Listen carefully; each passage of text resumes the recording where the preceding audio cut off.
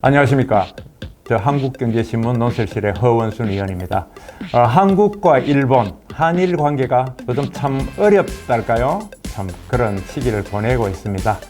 잘 극복해야 될 텐데요. 요코하마, 일본의 요코하마시죠? 요코하마 시립대 교수로 계시는 국중호 교수님 모시고 한국과 일본의 어떤 비교, 왜 이렇게까지 됐는지, 또 바람직한 방향은 어떤지 이 말씀을 좀 들어보고자 합니다. 우선 교수님 인사 나누시죠. 교수님 어서 오십시오. 예. 그러면 우리가 책 소개, 이 책은 우리 한국과 일본을 좀 이렇게 깊이 있게 제대로 비교해서 알자. 어디가 뭐 잘났고 어디가 못났고 어디가 절대적으로 좋고 나쁘고 이런 걸 떠나서 서로 비교해서 보자 이런 취지인데, 그에 앞서서 지금 현안인 만큼 한국과 일본의 어떤 대립 관계를 할까요? 교수님 그걸 지금 최근에 한국과 일본의 대치, 대립, 교수님은 지금 상황을 말하자면 어떻게 어떻게 인식하고 계십니까? 서로 간에 사고방식 차이가 너무 크기 때문에 이번과 같은 사건이 일어났다고 갈등이 일어났다고 봅니다. 그러니까 일본 같은 경우는 서로 간에 약속이다, 신뢰다 하는 이것을 중시하는 반면에 한국 같은 경우는 정의, 인간의 존엄성, 민주주의 이런 걸 강조하다 보니까 서로 간에 엇박자가 났다고 보는 것이죠. 그 엇박자가 한국에서는 정의를 강조하고 일본에서는 약속을 강조하니까 서로 간에 맞지 않는 것이 너무 많이 생겼죠. 그것이 다시 경제 문제로 이게 비화가 된 그런 면에서 지금 한국과 일본은 큰 갈등을 겪고 있다고 생각을 합니다. 저는 교수님 말씀 중에 엇박자, 이 부분에 밑줄을 한번 긋게 됩니다. 그러면 이게 현상이 그렇다면 비슷한 말씀이 되겠습니다만은 원인, 단기적인 원인, 조금 또 멀리 본 원인도 결국 그렇게 보십니까? 이렇게까지 의견이 대립된 게? 예, 그렇습니다. 그러니까 일본 같은 경우는 한번 거래를 하기 시작하면은 계속 그 신뢰를 가지고 계속 하기를 원합니다. 그 반면에 한국 같은 경우는 이것이 아니다, 그 상황을 봐서 아니다 그러면 그걸 금방 고치기를 원하는 이런 습성이 있는 것이죠. 그러니까 그동안에 한국이 이렇게 해오기로 했는데, 예를 들어서 한일협정을 지키기로 해왔는데 왜 안 그러냐, 어느 쪽이 일본 쪽이고 한국은 그건 아니다, 이 개인적인 면에서는 아직 징용공 문제가 끝나지 않았다, 이런 면을 또 강조할 수 있게 되는 것이죠. 그것이 곧 경제 문제로 해서 일본 같은 경우는 한국에 뭔가 신호, 사인을 줘야 되고 싶은데 임팩트 있는 사인을 주고 싶었던 것이죠. 그것이 이번과 같이 경제 문제에서 세계에 그 품목을 내세워서 임팩트를 줘보자 이렇게 나왔던 것이고, 제2탄으로 백색 국가 리스트에서 제외하자 이런 쪽으로 나왔던 것입니다. 네, 똑같은 현상이랄까 상황에 대해서도 일본과 한국이 보는 시각이 좀 다르다, 그런 말씀이네요. 일본 같은 경우는 신뢰와 약속 그 부분을 좀 더 포인트를 두고 우리는 개인과 그 좀 상황을 보는 그런 얘기를 한다. 8.15 경축식을 통해서 문재인 대통령이 조금 좀 유화적인 혹은 대화를 해보자. 그래서 상황이 아주 첨예하게 갈등하고 대립이 오던 게 조금 변화도 있는 것 같은데, 조금 어떻게 그렇게 변화를 느끼십니까? 저도 변화를 느껴야 된다고 생각을 합니다. 그러니까 모멘텀의 변화가 있느냐 이렇게보다는 모멘텀의 변화가 있어야 된다고 보는 것이죠. 그리고 지금 그러한 싹이 보인다 이렇게 그걸 믿고 싶지만 또 그렇게 가야 된다고 보는 것이죠. 그 면에서 이번 경축사도 좀 강하게 내비치지 않고 가능하면은 협조하는 방향으로 나가는 그러한 계기를 보인 것 같은 그런 느낌을 좀 주거든요. 그 면에서는 좀 바람직하다고 보는데, 과연 일본이 어떻게 나올지는 아직은 잘 모르는 상황입니다. 교수님 말씀대로 하면 또 한번 밑줄 그어보고 싶은 게 변화가 있어야 된다, 조금 변해야 된다, 그 부분인 것 같습니다. 좋습니다. 그러면 이제 정리하면서 우리 책으로 요 흐름의 한국, 축제의 한국 넘어가기 전에 한국과 일본의 지금 상황에서 바람직한 미래 어떤 쪽에 보십니까? 조금 서로 간에 그 속성이 다른 것이, 한국과 일본이는 또는 한국사와 일본은 비슷한 것 같지만은 엄청난 차이가 있습니다. 그러니까 서로 간의 사고방식 차이도 그렇고 행동 양식 차이도 많은 차이가 있습니다. 그 면에서 한국이 일본을 활용하고 일본도 한국을 활용하면서 서로 간에 부족한 점을 메꾸는 쪽이 가장 바람직하다고 보는 것이죠. 예, 뭐 교수님 말씀은 어쨌든 좀 지켜보자. 그러나 변해야 된다. 예. 다른 지에 가야 된다. 그러고 차이가 있는 건 분명하다. 그 차이를 뭐 극복하자. 제가 그렇게 이해도 되겠습니까? 예, 너무 많습니다. 네. 자, 그러면 우리가 본론 교수님하고 오늘 네. 너희를 만나 뵙자고 한 얘기 중에서 바로 이 책입니다. 흐름의 한국, 축적의 한국. 이건 뭐 사실 한일 대립을 염두에 두고 쓴 책은 아닙니다. 그죠? 2018년도에 나왔으니까. 예. 그러나 이제 근본적인 뭐랄까 처방 내지는 진단 연구 분석입니다. 교수님은 경제학 박사시지만은 경제뿐만 아니라 뭐 지역 문화, 지역 경제, 그다음에 정치, 행정 여러 가지 또 관심이 많으신데 이걸 통해서 한국과 일본을 이렇게 공부하자, 이렇게 다르다. 그 메시지를 한번 정리 혹은 요약 한번 해주시죠. 예, 알겠습니다.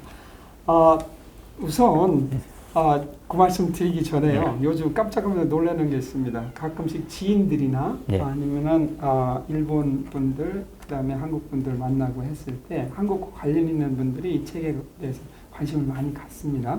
그때 1년이 지났지만은 어떻게 지금 사태를 예견하고 쓰셨느냐 뭐 이런 말씀도 좀 듣긴 합니다. 과연 그렇습니다. 예, 저로서는 상당히 좀 보람 있는 일이고요. 자, 그럼 금방 말씀하신 거에 대해서 제가 이 책에서 강조하고 싶었던 말씀을 바로 드리겠습니다. 이렇게. 예. 네. 어쩌면은 지금 나타나고 있는 갈등을 해소할 수 있는 그런 처방을 여기에서 제시하지 않았느냐 이런 생각까지 듭니다. 이 책에서는 크게 세 가지 축을 제시하고 있습니다. 세 가지입니다. 예. 하나는 일본 같은 경우는 좁고 깊게를 추구하는 반면 한국은 넓고 얕게를 추구하는 이런 경향이 있습니다. 그리고 또 하나는 한국은 디지털을 강조하는 반면 일본은 아날로그를 강조하는 측면이 있습니다. 마지막으로 한국은 흐름의 속성이 있는 반면 플로우의 속성이 있는 반면 일본은 스탁의 속성, 그러니까 쌓임의 속성이 있습니다. 축적의 속성이 있는 것이죠. 그렇게 본다면은 시사점은 확실합니다. 일본은 좁고 깊게, 한국은 넓고 얕게이기 때문에 저희들이 지향할 바는 넓고 깊게를 추구해야 된다는 것이죠. 그럼 그게 어떻게 가능하냐? 바로 저희들이 진실되고 그것이 오랫동안의 경험, 그 다음에 간접적인 독서들을 통해서 가능하다 보는 것이죠. 제가 한 말씀만이 아니고 일본에서 유명한 나츠메 소세키라고 하는 소설가가 있습니다. 그 소설가도 이 말을 하고 있습니다. 깊고 넓게도 가능하다. 이 말이 하나 추구하는 것이고요. 또 하나가 디지털만 가지고도 부족합니다. 또 아날로그만 가지고도 부족합니다. 그러니까 저희들이 추구할 바는 아날로그와 디지털의 조화가 되는 것이죠. 디지털은 편리함입니다. 아날로그는 안심입니다. 그러니까 저희들이 추구할 바는 안심과 편리를 지향해야 된다. 이렇게 보는 것이죠. 그리고 마지막으로 흐름과 축적인데 흐름은 융통성에서 아주 뛰어납니다. 그리고 축적은 안정감이 있는 것이죠. 그러니까 저희들이 융통성과 안정감을 갖추게 해야 된다. 이렇게 볼 수가 있겠습니다. 교수님 하신 얘기를 제가 조금 한번 압축 내지는 정리를 해보겠습니다. 첫째, 그 양국, 한국과 일본의 특성 중에 주요한 특성 중에 하나가 좁고 깊게 가느냐, 얕고 얇게 가느냐인데 이게 뭐 저희 책으로 비유하자면 다독이냐 정독이냐 뭐 그렇게 또 비교할 수도 있겠습니다. 그죠? 우리가 보면은 많이 읽고 그거 조금 다른가요? 그거는 뭐냐면 사고방식 차이에서 형도 행동 양식 차이에서도 그렇게 나타나는 거예요. 그래서 독서로 말씀드리면 바로 그거. 그러니까 방법론에 있어서 뭐 그런 게 비교될 수 있는데 아무튼 우리가 나갈 방향은 뭐 일본도 그렇게 보기를 보겠군요. 넓고 깊게 가는 거는 이상적인 상황입니다. 그죠? 그리고 아까 나츠메 소세키라고 했는데 그건 일본의 소설가가 그런 지적을 했다는 얘기죠. 그다음에 아날로그와 디지털. 이건 뭐 정말 느끼겠습니다. 저희는 하도 빨아서 워낙 디지털화되다 보니까 이 출판도 굉장히 어려워요. 신문, 출판, 이 인쇄 매체가 한국만큼 이렇게 급격히 지금 밀려난다고 할까요? 뭐 그렇다고 없어지는 건 아닌데 일본은 아직도 지하철에 책들 많이 읽죠. 신문 많이 읽고 그죠? 사실은 보면 활자를 가서 이제 그런 측면이 있고 그 다음에 흐름과 스톡 이거는 참 뭐 우리가 경제 같은 데서 늘 생각해 볼 수 있는 문제인데 세 가지 아주 해안이 있다. 그런데 아까 이제 그 전에 이야기를 돌아가서 교수님 그런 지적을 하셨습니다. 1년 전에 쓴 책인데 어떻게 이런 상황을 예견 했나 하는 얘기를 주변에 많이 들으셨다는데 예. 사실은 제가 보면 그건 1년 전 상황을 예견하고 쓴 게 아니라 보편적 상황, 교수님께서 일본과 한국의 보편적 특성, 일반적 양식을 주목해서 원리에 해당되는 걸 추려내다 보니까 1년 전에도 맞았고 2년 전에도 맞았고 지금도 맞고 변하지 않는다면 내년, 내후년에도 계속 맞을 얘기 아닌가, 맞는 얘기 아닌가 저는 그렇게 봅니다. 아까 세 가지 원칙이 맞습니까? 그 전에도 지금 일본이 한일 간의 아까 특성 변화가 지금만 그런 게 아니라 전에도 그랬죠. 예. 와. 그러니까 지금 말씀드린 그 경제, 경영 이런 것들은 데이터를 가지고 많이 얘기를 하는 경향이 있거든요. 그럼 데이터는 상황에 따라서 금방만 변하는 것이 있습니다. 그러나 제가 말씀드렸던 그 세 가지 축은 금방 하루아침에 변하는 것이 아닙니다. 제가 일본 생활이 거의 30년 가까이 됩니다만은 그 사회에서 느끼고 또 한국을 왔다 갔다 하면서 느끼면서 적었기 때문에 어쩌면은 지금만이 아니고 아마 내년에도 그 다음에도 또 그 몇 년 후에도 아마 해당이 되지 않을까 생각이 듭니다. 그리고 데이터는 좀 바뀔 수 있습니다. 그러나 그 질적인 면에서는 바뀌지 않을 것이다. 나름 좀 자신을 갖고 있습니다. 지금 교수님이 아주 중요한 얘기를 하나 얘기하셨습니다. 뭐냐면은 경제학 경영에서 데이터를 많이 이용한다. 그러고 다른 분야는 또 반드시 그렇지만 않다는데 이거는 이제 학문하는 데 있어서 어떤 방법론이랄까 비교 뭐 그런 방식의 차이 같습니다. 실제로 그렇습니다. 경제나 경영으로 보면은 숫자로 나타나서 본질을 다 보지 못한다. 그런 측면이 있을 것 같습니다. 한일 관계도 저는 그렇다고 봅니다. 단순히 나타나는 경제라든가 그런 요소 당연히 봐야 되겠죠. 그러나 그것 말고 교수님 말씀을 얘기대로 보면 제가 알기로는 인문, 뭐 문화, 문화 인류적 그런 문화적 그런 특성까지도 봐야지만 한국과 일본, 특히 우리가 일본을 제대로 이해하고 일본에서 한국을 충분히 이해하는데도 바로 경제 경영 이상의 어떤 뭐 우리 고유의 역사라든가 문화 그런 까지 충분히 봐야 된다. 그런 좀 취지의 말씀이죠. 맞습니다. 바로 그런 점이 이 책에는 제가 이렇게 쭉 봐온 그 견제로는 교수님 물론 이제 경제학 박사고 경제학 강의도 많이 하고 그러시지만 이 안에는 바로 그런 문화적 그런 역사적 그런 성찰과 어떤 비교도 충분히 저는 들어있다고 판단을 했습니다. 지금 그런 메시지를 말씀하신 것인 거죠? 예. 일본도 그런 연구를 많이 해주면 좋을 텐데 우리에 대해서 우리도 더 많은 연구가 필요하겠죠 그런 게. 예, 그래서 저 같은 사람이 할 일이 바로 일본에도 그런 메시지를 주어서 한국에 대한 올바른 이해를 좀 깊이 하고 싶다 이런 말씀을 드리고 싶습니다. 또 하나 이제 한국이 가장 조심해야 될 것이 한국 같은 경우는 개인의 어떤 개성이나 또 활발함 이런 것도 있지만은 그 조직 또는 집단과 집단이 대결을 한다 아니면 서로 맞섰을 때는 한국이 참 어려운 면, 일본을 대하기 어려운 면이 있습니다. 그렇기 때문에 그 면에서는 상당히 조심을 하면서 이 세 가지 특성을 잘 살려나가는 그런 쪽이 돼야 된다고 생각을 합니다. 우리 속담에 비 온 뒤에 땅 굳어진다. 뭐 그런 말 있잖아요. 그래서 한국과 일본 지금 뭐 이러이러한 이유로 갈등이 있고 또 뭐 그런데 이 또한 지나가리라 하니까 아마 결국 해결되리라고 봅니다. 또 해결돼야 되고요.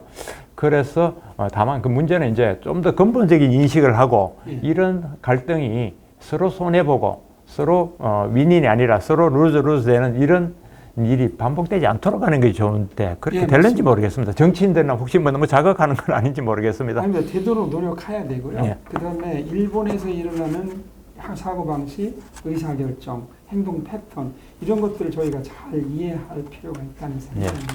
그리고 다음 거 넘어가기 전에 아까 세 가지 비교 중에 스톡하고 흐름 했는데 그거를 조금 풀어서 한일 간의 특성을 경제라든가 이런 면에서 한번 말씀하면 조금 부연해 주시면 어떨까요? 예, 좋은 말씀 해주셨는데요. 뭐 한국경제신문사에도 많이 인식을 하고 있는 것 같습니다. 그때 흐름이다, 스탁이다 한다 할 때 항상 좋은 면만 있고 또 항상 나쁜 면만 있는 것은 아닙니다. 흐름은 나쁜 것도 잘 고치지만은 또 좋은 것도 잘 부서뜨리는 무너뜨리는 그런 또 특성이 있습니다. 또 일본의 축적이라고 하는 것은 좋은 것도 잘 쌓이죠. 예를 들어서 기술, 자본, 지식 이런 건 잘 쌓입니다. 하지만 또 나쁜 것도 잘 쌓여요. 예를 들어서 국채 문제가 많죠. 국가 채무가 상당히 많아요. 이런 거 바람직하지 않다고요. 그러니까 저희들이 추구해야 할 바는 확실한 것이죠. 그 흐름의 좋은 습성, 좋은 특성, 축적의 좋은 특성, 그러니까 플로우의 좋은 특성, 스탁의 좋은 특성을 살려서 나가야만이 한국이나 일본이나 좋은 쪽으로 나가는 것이죠. 거기서 바로 해결책을 찾는데 큰 힌트가 되지 않나 이렇게 생각을 합니다.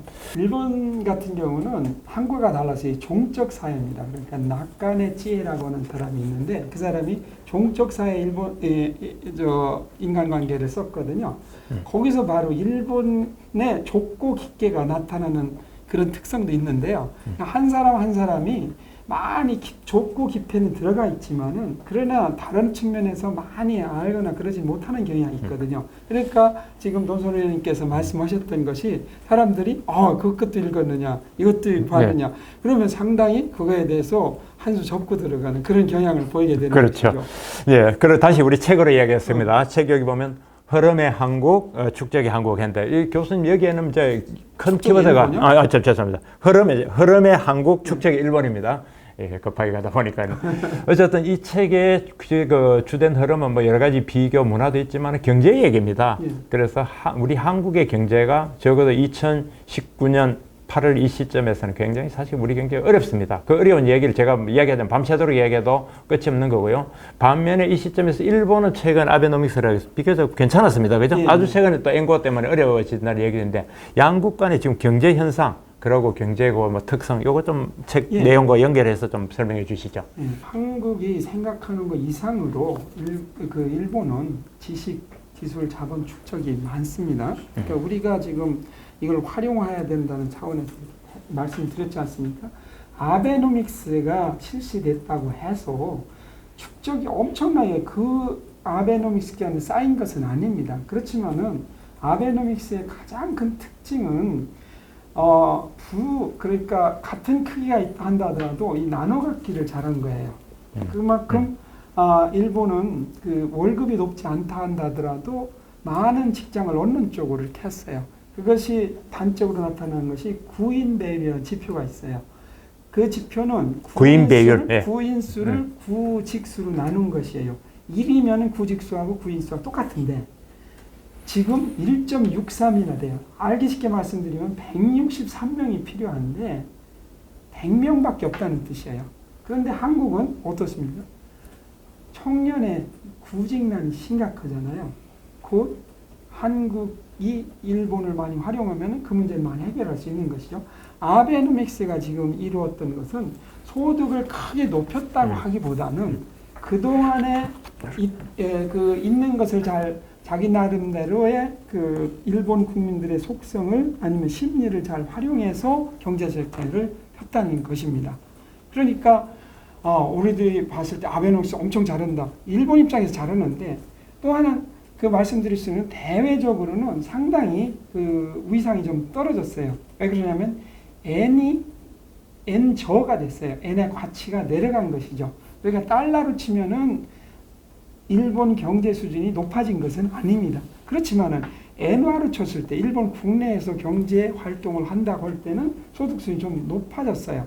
그러면은 일본 경제 내에서는 경제가 잘 돌아가는 시기고 또 일본 국민들이 크게 불만을 잘 표시하지 않는 쪽으로 되니까 아베 정권의 지지율도 높게 나타난 것이고 예시된 것이죠. 그런 반면에 한국 같은 경우는 제가 좀 제안하고 싶은 것도 포함됩니다만은 일본을 활용하는 이런 측면 왜 그렇게 됐느냐 이런 거를 잘 활용해서 한국에 맞는 정책이 실시됐으면 좋겠는데 아직 그 면에서 그럼 한국의 청년 실업을 많이 낮추고 소득을 올리고 하는 면에서 일본을 제대로 활용하는 측면이 좀 없었다는 이런 면이 나타나는 것이죠. 교수님한테 제가 부연해서 좀 설명을 듣고 싶은 게 저는 좀 교수님 긴 설명 중에 딱 한 문장이 들어옵니다.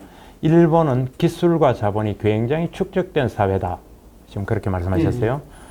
저는 전적으로 공감하고 늘 두렵게 느껴지는 부분이 바로 그겁니다. 예컨대 기술 같은 경우를 보면 뭐 이게 하나의 지표가 될는지 모르겠습니다만 노벨 상을 받은 걸 보면 한국과 일본의 비교는 뭐 23대 0인가 26대 0입니까? 25대 25대 0인가요? 그렇습니다. 요번에 우리가 불화수소 같은 경우도 불화수소의 99.9%의 순도는 우리 국내에서도 만드는데 우리가 필요한 건 99.9 다음에 뒤에 9가 9개, 10개 붙는 순도가 예. 필요하니까 그 기술은 우리가 못하고 또 설사 그 불산을 그렇게 만든다 하더라도 그걸 측정하는 기계 또한 일본이고 하니까 그건 한 단면일 겁니다. 그래서 기술이 굉장히 일본에 축적된 그런 사회다. 예. 그런 경제 구조다. 그 다음 자본 얘기가 됐습니다. 자본이 일본이 정부가 굉장히 부채가 많다 이래도 일본은 자본이 개인이나 기업이나 굉장히 자본이 축적된 사회죠. 그죠? 근데 그 대목을 우리 한국과 비교해서 조금 더 실감나게 한번 설명해 주시죠. 일본은 세계 어디 가서도 지금 뭐 그걸로 큰 소리 치는 거 아닙니까? 예, 그렇죠? 맞습니다. 네, 한번 더 금방 부연해 말씀하신 주시죠. 바로 책에서 바로 나왔습니다. 여기요? 보면은, 예. 몇 쪽입니까? 일본인 노벨상 수상자에서 25명. 예, 여기 줌이 되는가 모르겠습니다만 하여튼 뭐 다음에 책 구현을 보십시오. 말씀드리고 싶은 거는 일본은 역사적으로 자기 나라 이제 자기 번이라고 있어요. 자기 나라 번, 번. 거기를 잘 살게 하기 위해서 어떻게 하면은 그 지역에서 기술수를 높여가지고 교육을 해서 자기 번을 좀 더 잘 살게 하는 이쪽을 계속 강조를 했거든요. 네, 그러다 보니까 주로 노벨상도 주로 어디에서 많이 타냐면은 말을 많이 해서는 노벨상, 예를 들어 경제학상 뭐 이런 거 많이 거의 한 명도 없어요. 경제학상은. 그런데 주로 이과 쪽이에요. 여기 보시면 기술이죠. 기술이죠. 물리학상이 11명, 화학상이 7명, 생리학 의학상이 5명. 요거는 작년기 포함 안 되는데 또 이제 작년 또 하나 탔어요. 그러면은 일본 같은 경우는 그만큼 기술이나 자본이 축적돼 있고 그리고 이제 지식도 축적돼 있죠. 그러다 보니까 노벨상을 탈 수 있는 기반이 한국하고 많이 다릅니다. 많이 쌓여 있다는 것을 금방 노소리님께서 말씀하신 그런 것이 하나의 그 지표가 되는 것이죠. 네. 소재 부품이라고 했을 때 금방 말씀하셨잖아요. 어느 기계 한국이 못 만듭니다. 근데 그런 것들은 하루아침에 이루어지는 것이 아닙니다. 축적된 기술이 있어야, 축적된 자본, 지식이 있어야 가능한 것이죠. 그냥 한국이, 저는 국산화하는 거 반대는 아닙니다. 하지만은 국산화를 한다더라도 그동안에 계속된 축적이나 지식이나 자본 등이 있어야만이 가능한 것이죠. 예, 사실은 이 금방 말씀하신 대로 기술, 그 다음에 자본, 뭐 그런 것들은 정말 정말 진짜 그 사회의 어떤 저력, 그죠? 그런 거죠. 부국이 뭐 그런 겁니다. 그죠? 그러고 나아가서 그 교수님이 또 한 가지 덧붙여서 지식 얘기도 했습니다. 지식 굉장히 중요합니다. 책을 읽고, 신문을 읽고, 이런 거 굉장히 중요한 거죠. 그냥 뭐 인터넷에서 주르륵 책만 보고 가는 것과는 저는 차원이 많이 다르다고 그렇게 생각합니다. 그래서 우리가 책을 읽는 이유기도 하고. 그런데 이제 이게 국력의 차이가 되기도 하고, 특성의 차이를 내놔서 우리로서는 굉장히 경계하고 부럽고, 또 우리는 배워야 될 점입니다. 그죠? 그 세 가지, 적어도 아까 말한 대로 제가 기술과 좀 자본 얘기했지만 지식까지 포함해서 이 격차가 쉽게 좁아지기도 참 쉽지 않을 것 같은데 좀 어떻게 하면 좋을까요? 일본은 왜 그렇게 성공했고 우리는 더 계속 따라가야 되는 상황인지. 이게 일본의 뭐 축적 이상이 뭐가 있습니까? 저도 일본이 꼭 앞으로도 계속 잘 될 거냐, 뭐 안 될 거냐, 이 면에서는 아직 확신을 못 합니다. 그러니까 일본이 성공한 나라냐 한다 할 때 장기적으로 볼 때는 그 판단하는 것이 좀 유보적인데요. 왜 그러냐면은 일본이라고 하는 게 지금 아베노믹스 잘 나가간다고 하지만은 저 개인적으로 걱정하는 게 있어요.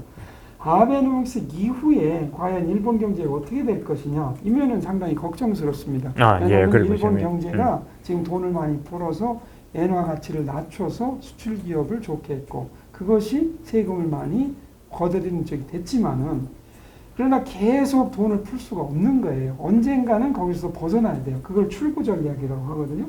그 출구 전략을 어떻게 가져가냐에 따라서 일본 경제가 상당히 어려워질 수도 있고 또 그거 극복할 수도 있고 이렇게 되는 것이죠. 교수님 굉장히 또 금방 중요한 지적하셨습니다. 그 제가 아는 한은 아베노믹스가 이제 아베 말하자면 경제 부흥, 경제 살리기 정책인데 대개 이런 거잖아요. 보면은 돈 풀기, 그러니까 저금리로 인한 돈 풀기가 하나 있고 또 이제 규제 완화, 정부가 뭐 이렇게 기업 원하는 쪽으로 기살리기 그런 게 또 하나 있고 또 뭐 감세 이런 걸 해가 정책적 지원 뭐 이런 건데 이것이 과연 장기적으로 지속 가능한 모델이냐, 그 이후는 어떻게 될지 모르겠다. 뭐 그러는데 그건 정말로 중요한 포인트 같습니다. 그건 우리도 지켜봐야 될 부분이고, 다만 그럼에도 불구하고 기술을 중시한다든가 자본을 축적해 나간다든가 지식을 존중해준다 이런 기류는 뭐 쉽게 일본이 없어지기나 그건 아닐 겁니다. 그죠? 일본의 속담에 아주 유명한 속담이 있습니다. 일본 같은 경우는 계속은 힘이다라는 속담이 있어요. 계속은 힘이다. 계속은 힘이다. 그러니까 지속성을 상당히 중시하고 서로 간의 약속을 상당히 중시하는 그런 사회인 것이죠. 금방 논 선생님께서 말씀하신 것은 이게 금방 일본이 거꾸로지거나 뭐 이런 뜻은 전혀 아니에요. 계속 나가는 것이죠. 지속성을 계속 갖게 될 것이기 때문에 아베노믹스에 좀 일본이 거꾸로진다 하더라도 축적이나 이런 것은 계속 될 거라는 느낌을 받는 것이죠. 그러면 또 하나 중요하다고 느낄지 모르는 거 말씀드리면은 아베노믹스가 하나 엔화 가치를 낮췄어요. 그러니까 관광객이 많이 들어왔어요.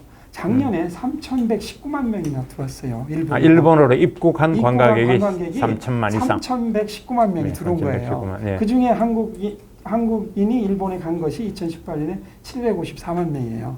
엄청나게 많은 4분의 1. 그 정도 되는 거죠. 근데 좀 부럽기도 하고 한국이 좀 추구해야 할 바라 보는 것은 바로 뭐냐면은 한 번 일본 관광객이 들어왔잖아요. 엔화가 낮으니까 그만큼 일본 관광하기 쉽게 됐다는 것이 비용이 낮아진 거니까. 그때 일본 관광객이 한 번 지방에 왔다가 아니면 다른 데 관광지를 구경했다가 다시 한 번 와야 되겠다. 이런 리피터가 많아요. 그만큼 일본 사람들이 한 번 온 사람들에 대해서 상당히 중시하는 정책을 쓴 것이죠. 그 관광객이 소비하고 간 것이 얼마냐면은 GDP의 0.8%예요. 4조 5천억 엔입니다. 우리나라 돈으로 45조, 뭐 거의 뭐 50조 가치 하는 돈이 이게 풀고 갔거든요. 그렇다는 얘기는 이거 엄청난 돈입니다. 그런 것을 잘 하기 위해서 우리가 노력해야 된다는 알겠습니다. 교수님 책은 사실 이 책은 굉장히 부드럽게 딱딱하게 쓴 책이 아닙니다. 그런데 이걸 이야기하다 보니까 교수님하고 저하고 얘기가 좀 너무 딱딱한 경제 얘기가 되는데 교수님은 조금 부드럽게 교수님 일본에서 생활하시잖아요. 좀 부드럽게 뭐 비교를 할까? 좀 이렇게 교훈이 될 만한 얘기 뭐 제가 뭐 요청할 수 있을까요? 하나 부드러운 거는요.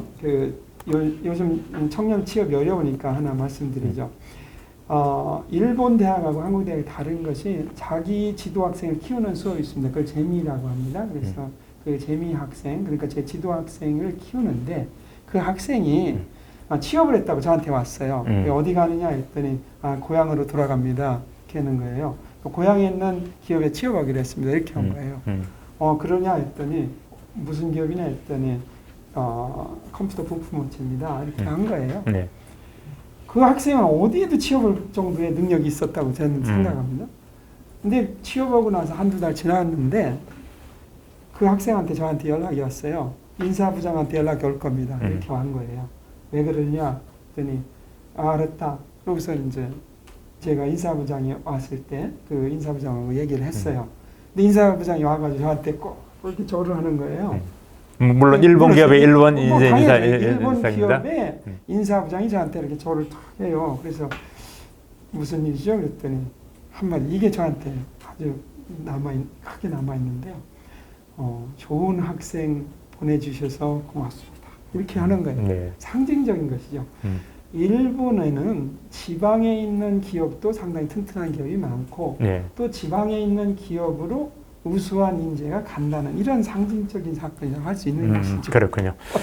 우리가 이야기하자면 교수님 일본 전문가이고 경제 전문가인 국 교수님 모시고 하면 경제 뭐 밤새도록 얘기해도 끝이 없을 거고요. 많은 부분이 있습니다만 시간이 제약됐으니까 정리해야 되겠는데 혹시 제가 여쭙지 못한 거나 교수님 지금 오늘 이 자리에서 조금 더 이 책에서 소개하고 싶은 걸 빠진 거 있으면 마지막으로 해주시고 정리를 하면 어떨까 싶습니다. 한일 관계 개선은 한국한테 엄청난 경제적인 이익이고 사람들의 감성이라든가 사고방식을 훨씬 더 키워주는 것이라 생각을 합니다.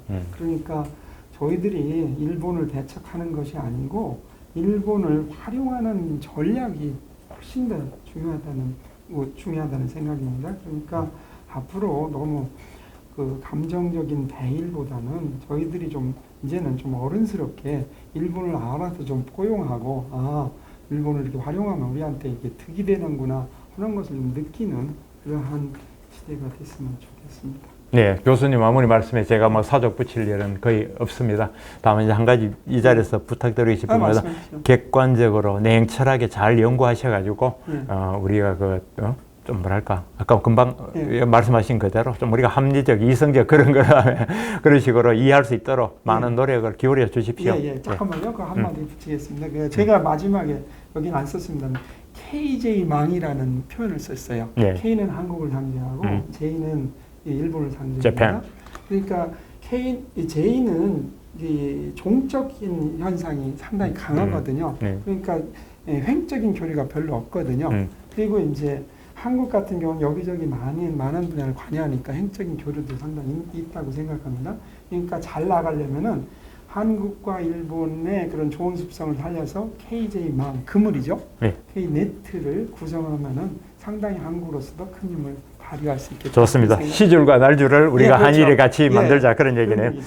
좋은 말씀이고 이제 마무리할까요? 하여튼 마지막으로 저는 책 소개하고 마무리하겠습니다. 자, 흐름의 한국, 축적의 일본. 한국경제신문사 환경비피에서 나온 책입니다. 저자분 여기 제 옆에 계시고요. 꼭 기억해 주십시오. 감사합니다.